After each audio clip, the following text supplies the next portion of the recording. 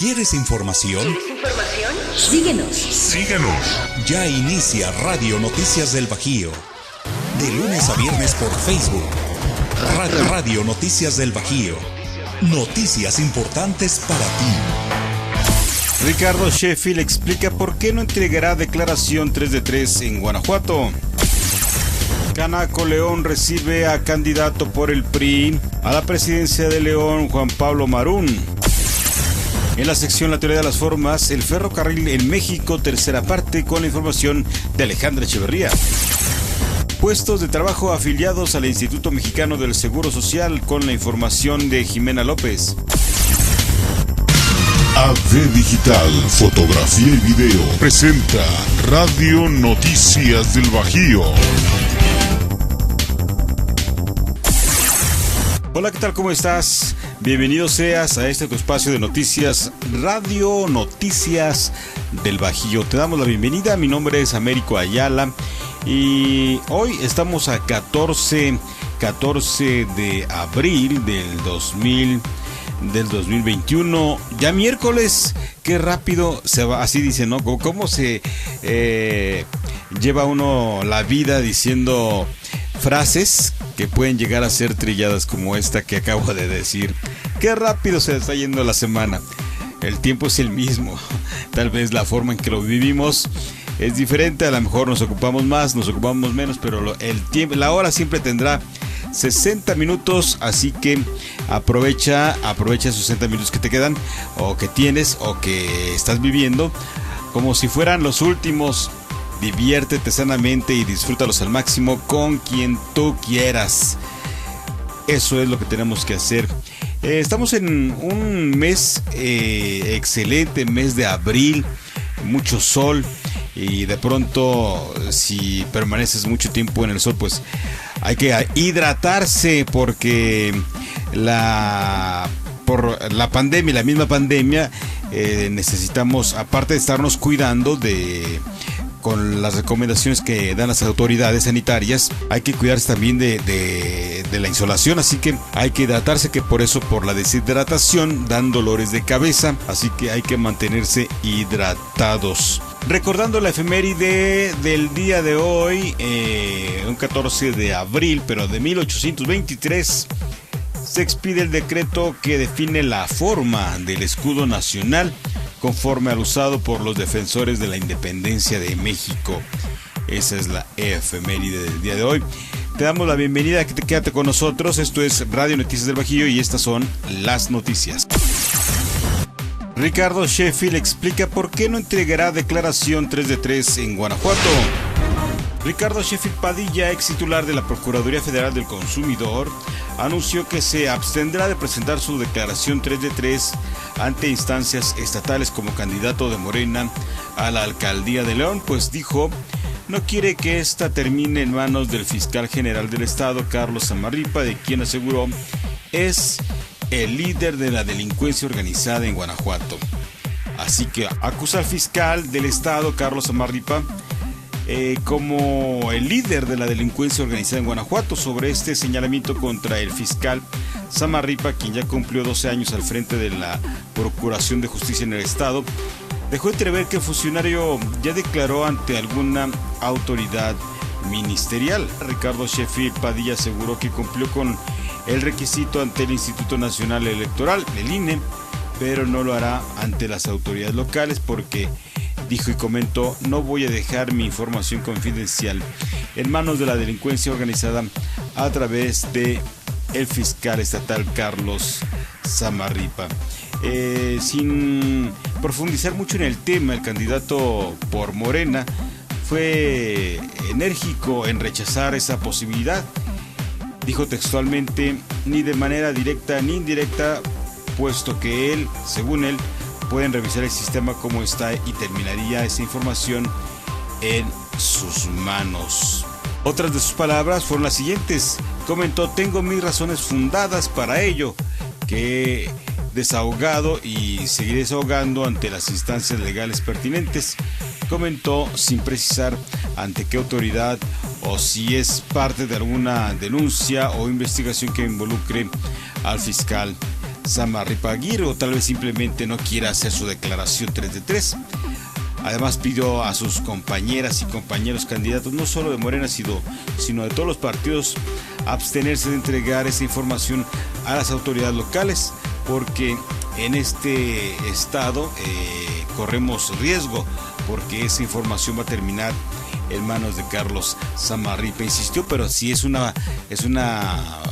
formulismo, pues tiene que hacerlo, tiene que cumplir con el reglamento.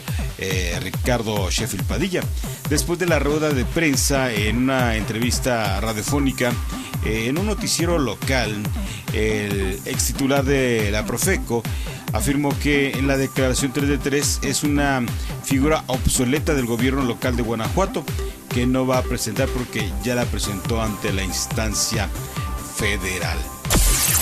Canaco León recibe a candidato por el PRI a la presidencia de León, Juan Pablo Marún.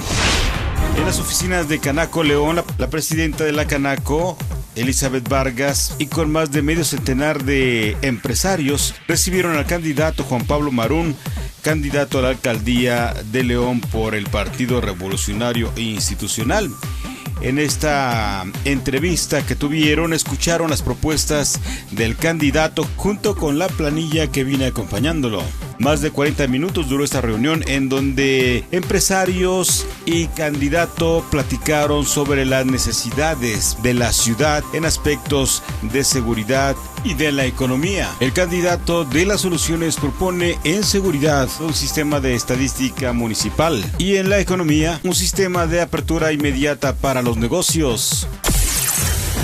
En la sección La teoría de las formas, el ferrocarril en México, tercera parte, con la información de Alejandra Echeverría. Adelante, Alejandra, con la información, te escuchamos. Gracias, Américo, que tengas un excelente día. Queridos navegantes, gracias por acompañarnos en esta ocasión.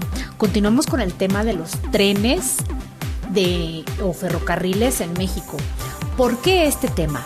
Porque actualmente el gobierno en el poder está impulsando la construcción de nuevos trenes de pasajeros con carácter turístico, lo cual es bueno, esperemos que sea óptimo.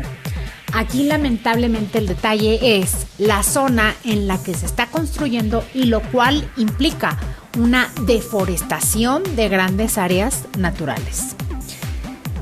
Y es por ello importante que conozcamos cuál es la historia de los ferrocarriles en México. Entre los años de 1997 y 2008, tras la extinción de Ferronales y suspensión del servicio de transporte ferroviario de pasajeros, durante esos 12 años fue inaugurada la línea de tren suburbano del Valle de México, que junto con el tren interurbano México-Toluca, el cual actualmente se encuentra en construcción, forman parte de la concesión de Ferrovalle, que es una empresa operada conjuntamente por Ferromex, KCSM y Ferrosur. Las ferrovías para trenes de pasajeros requieren inspección de geometría diaria, pulido del riel cada 100 hectáreas y reapriete de uniones semanal. Pasar carga por una vía de clase 6 en adelante comienza a ser desgastante y económicamente inviable, puesto que los riesgos incrementan mayores velocidades.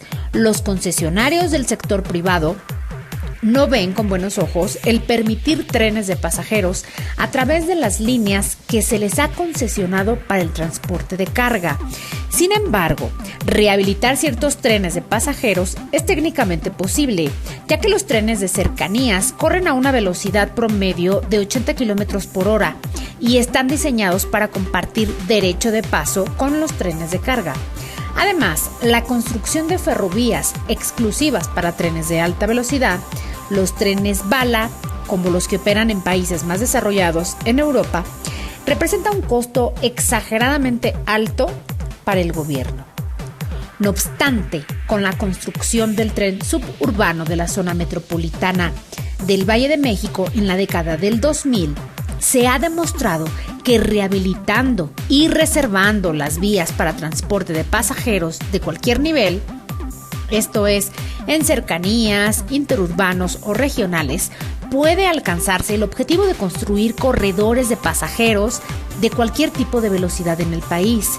De igual forma, para amortizar su costo, podría ser viable realizar dichas obras con asociaciones público-privadas que sean transparentes en el manejo de los recursos, y esto podría llevar a una reactivación paulatina y por etapas de una red ferroviaria nacional que pueda transportar pasajeros tanto de alta velocidad como a otras velocidades convencionales, y en algunos casos se requerirá construir derechos de vía completamente nuevos, y en otras circunstancias, si el terreno, la topografía y la orografía de la ruta lo permite, se reutilizará reconstruyendo con vía acorde al tipo de tren a ocupar, y dependiendo de los requisitos y características, deberá preverse qué tipo de tracción usar para reducir la contaminación ambiental y eficientar el uso de los energéticos.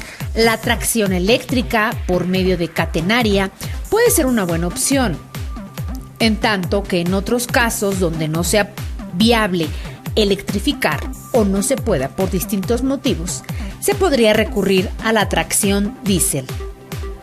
Esto también irá de la mano con el tipo de señalizaciones requeridas para cada tipo de operación.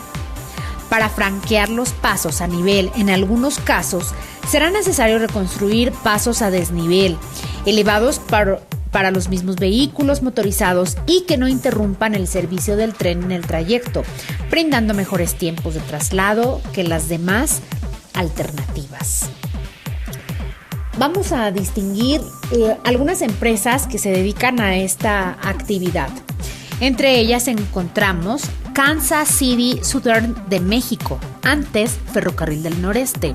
En 1996, Kansas City Southern, KCS, junto con Transportes Marítimos Mexicanos, TMM, compraron la concesión del Ferrocarril del Noreste, que unía al puerto de Cárdenas con la Ciudad de México y hacia el cruce fronterizo en Laredo, pasando por Monterrey en la línea B. La empresa conjunta se llamó inicialmente Transportación Ferroviaria Mexicana, TFM, en 1998, y en 2005 pasó a denominarse KCS de México, cuando KCSL compró los intereses de TMM. KCSM ha sido el primero en tener vías clase 5 hasta 145 kilómetros por hora, con promedio de velocidad de 111 kilómetros por hora y picos de hasta 119 kilómetros por hora. Actualmente, más del 70% de sus durmientes son de concreto y desean obtener casi el 100% de la vía soldada, esto es, eliminar las planchuelas. Otra empresa es Ferrocarril Mexicano Sociedad Anónima. Es la concesión del Ferrocarril del Noreste que conecta a la Ciudad de México y Ciudad Juárez, junto con el ramarral de Irapuato hacia el puerto de Manzanillo vía Guadalajara, que es la línea 1, y otros ramales hacia diversos cruces fronterizos con Estados Unidos, que es la línea T y Q. Y fue vendida a una empresa conjunta entre el Grupo México y Union Pacific Railroad en 1998. La empresa opera como FXE Railway Ferromex. Y por último tenemos a Ferrocarril del Sureste.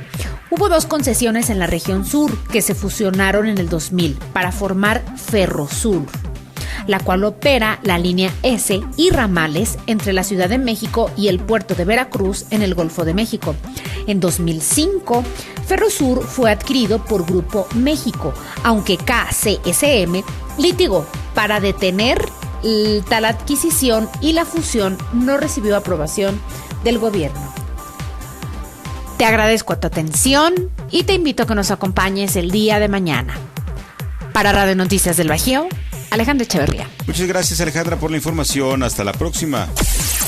Puestos de trabajo afiliados al Instituto Mexicano del Seguro Social, con la información de Jimena López. Adelante, Jimena, con la información, te escuchamos. Muchas gracias, Américo. Al 31 de marzo de 2021 se tienen registrados ante el Instituto Mexicano del Seguro Social, IMSS, 20.025.709 puestos de trabajo. De estos, el 85.6% son permanentes y el 14.4% son eventuales. En los últimos años, estos porcentajes se han mantenido relativamente constantes. En marzo se registra un incremento mensual de 88.771 puestos equivalentes a una tasa mensual de 0.4%.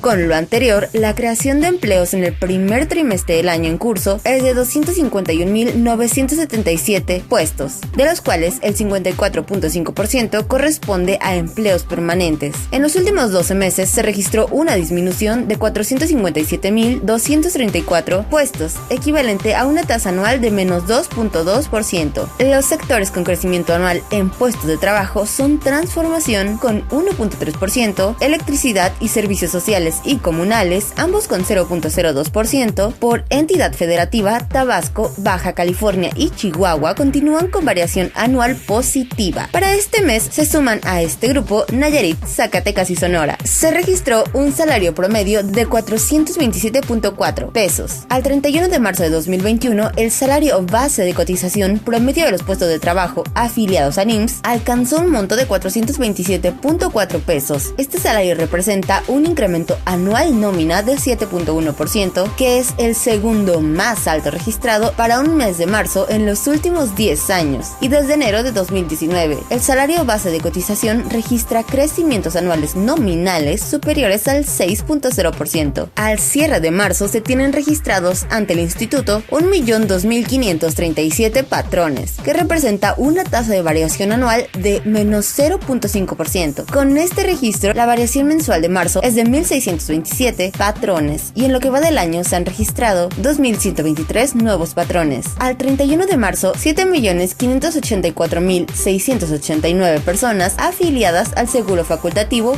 cuentan con los servicios médicos del IMSS. Se registran 218.434 afiliados al seguro de salud para la familia, a través del cual se brinda atención médica a personas que se incorporan voluntariamente al IMSS. Un total de 217.427 asegurados en la continuación voluntaria del régimen obligatorio. Durante el mes de marzo se afiliaron 30.026 personas al programa. Esto significa 8 veces más que el número de puestos registrados en el esquema anterior, modalidad 34, en abril de 2019, cuando se registró el máximo histórico de dicho esquema. De estas 30.026 personas se espera un total de 49.200 beneficiarios potenciales. El salario promedio diario asociado al programa piloto de personas trabajadoras del hogar es de 208.8 pesos, mientras que el salario promedio diario de la modalidad 34, trabajadores domésticos, es de 141 pesos. Para Radio Noticias del Bajío, reportó Jimena López. Muchas gracias, Jimena, por la información. Hasta la próxima. Muchas gracias por habernos acompañado. Yo me despido agradeciéndote de antemano que ojalá hayas visto la entrevista que hicimos el día de hoy en vivo con la candidata a la presidencia de León por el Partido del Trabajo, Nancy Fonseca. Si no la viste, te la recomendamos, estuvo muy interesante. Platicamos con ella y andaba por las calles de El Cuecillo, visitando ahí a los locatarios de la piel y el calzado, y platicamos y comentaba que se identificaba mucho con los trabajadores de la piel y el calzado, porque ella viene de una familia pues 100% zapatera y que han trabajado siempre en la industria del cuero y calzado, y es una joven de 38 años, porque ¿sabían ustedes que los 38 son los nuevos 28? En serio, créanlo. Es una señorita joven, soltera, que tiene un espíritu, bueno, ¿para qué les platico? Ustedes búsquenla, ahí conocimos un poquito de su parte, de esa parte sensible que se nos hace interesante, muy interesante conocerla, esta propuesta que tiene sobre pues gobernar como presidente, como presidenta aquí en la entidad de nuestro León, Guanajuato. Escuchen la entrevista, te invitamos a que la escuches. La transmitimos como eso de las 11 de la mañana. Está interesante. Bueno, yo me despido sin antes Yo me despido, no sin antes recordarte que vivas la vida y la vivas siempre, pero siempre dando vida. Bye. ¿Quieres información? Síganos. Te esperamos en la próxima emisión.